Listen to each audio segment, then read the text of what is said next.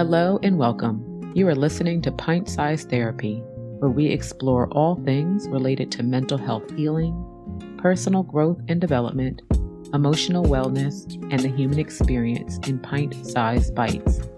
I am your host, Dr. Aletha Clark, a licensed psychotherapist, certified hypnotherapist, and master addiction counselor, and I am happy to have you here with me today as you embark on your mental wellness journey.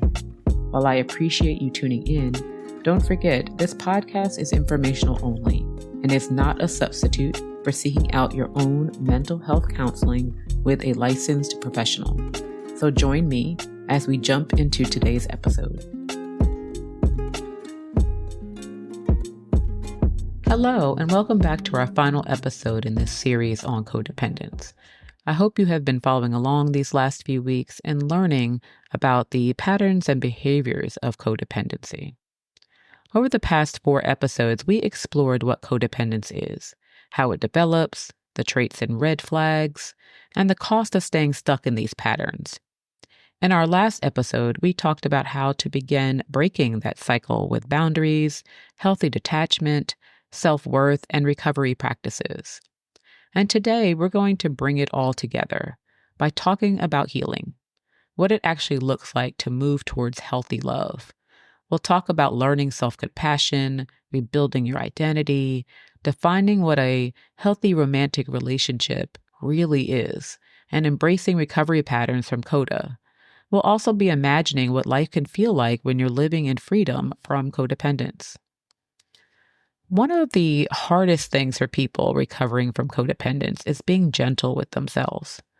Codependents often carry a deep inner critic, a voice that says, "I'm not enough unless I'm needed," or "I failed if someone is unhappy with me." Self-compassion means challenging that voice. It's learning to treat yourself with the same kindness and patience you've extended to others for years. Self-compassion is about forgiving yourself for past patterns, recognizing that codependence was often a survival strategy that you learned early on. It's about speaking to yourself with kindness. I'm learning. I don't have to be perfect to be worthy. It's about allowing yourself rest, play, and joy without guilt. Self-compassion lays the foundation for every other step of recovery.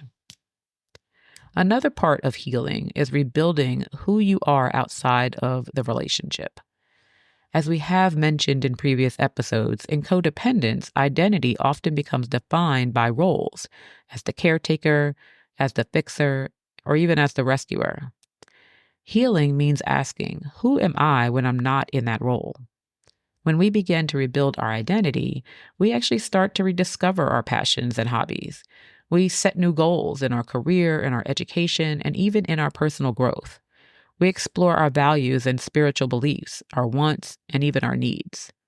And we define what we want in love, rather than adapting to what others expect. The process isn't about becoming someone new. It's about uncovering the self that's always been there, beneath the layers of people-pleasing and self-sacrifice. As you move through recovery, it's not just about breaking free from unhealthy patterns. It's about moving towards something better. And sometimes we have been so caught up in codependent relationships, we don't know what a healthy relationship without codependency actually looks like. So healthy love is built on 3 key foundations: balance, respect, and reciprocity. Balance is when both people give and receive. There's room for individuality and togetherness. And no one carries the entire emotional load. Responsibilities are actually shared. In respect, each partner values the other's opinions, needs, and boundaries. The differences are acknowledged without judgment or dismissal. Respect is shown not just in big moments, but in daily choices and communication. And the final one of reciprocity is when effort flows both ways. Each person invests in the relationship with care, honesty, and presence. Love isn't conditional or being rescued, fixed, or endlessly sacrificed for. Both partners celebrate and support each other's growth. In healthy love, you don't have to erase yourself to keep the connection alive. You're free to be fully who you are, while also nurturing the bond you share. I want you to take a moment and imagine, what would it look like to be in a relationship where balance, respect, and reciprocity were present? How would you feel differently about yourself, your life, and your love if those qualities were in place? Write down the qualities that actually come to mind. This vision can serve as a guidepost as you continue healing. As we've discussed, recovery means moving from old, unhealthy habits into healthier ways of relating, both to ourselves and to others. These shifts are not instant, they take practice, but little by little, they actually reshape your life. Some of these key shifts include moving from rescuing to supporting without losing yourself. Instead of fixing others, you can be present and encouraging while honoring your own limits. It's about moving from overfunctioning to allowing others to handle their responsibilities. This frees you from burnout while giving others the dignity to actually grow. It's about moving from denying your needs to honoring and voicing them. Your feelings actually matter, and expressing them creates an authentic connection. It's also about moving from external worth to self-esteem rooted in your inherent value. You begin to trust that you are enough simply because you exist. Last week, I actually introduced you to recovery patterns from Codependent Anonymous. CoDA also describes what recovery feels like in their 12 promises.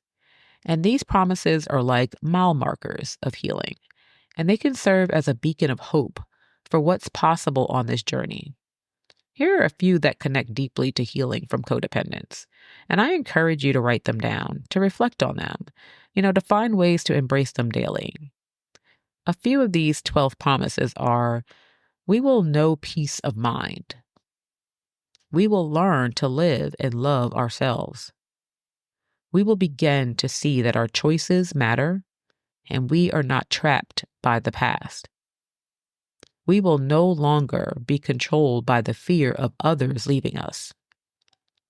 We will find new freedom to be ourselves. We will learn to develop and maintain healthy and loving relationships. These promises remind us that recovery isn't just about stopping unhealthy patterns.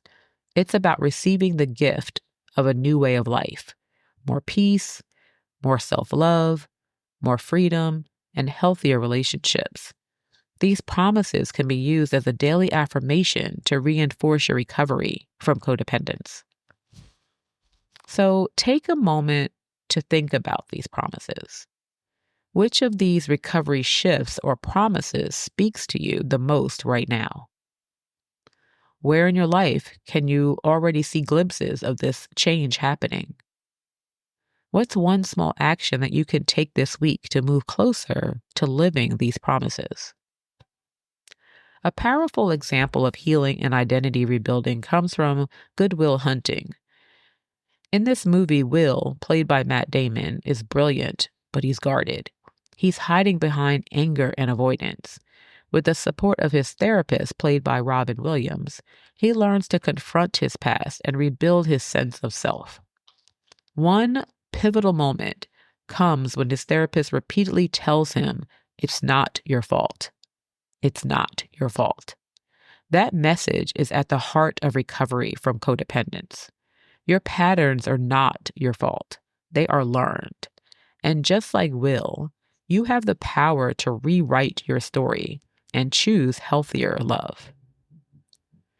So healing from codependence is a journey of returning home to yourself. It's about learning that you are worthy, not because of what you do, not because of who you save, but simply because of who you are. As you step forward, I want you to remember that recovery doesn't mean you stop loving deeply. It means you learn to love in ways that are healthy, that are balanced, that are respectful, and that are reciprocal. The kind of love where both people can thrive. So take these reflections, take these tools, and begin practicing them in your daily life. Practice the small things: a boundary here, a self-compassionate thought, a moment of independence. Each step is part of building a healthier, freer life. I thank you for joining me for this series, and my hope is that it has given you some insight. It has given you some encouragement and a reminder that healing is possible. And until next time, I want you to take gentle care of yourself. Always remind yourself, you are enough. You are whole, and you are worthy of love that honors you.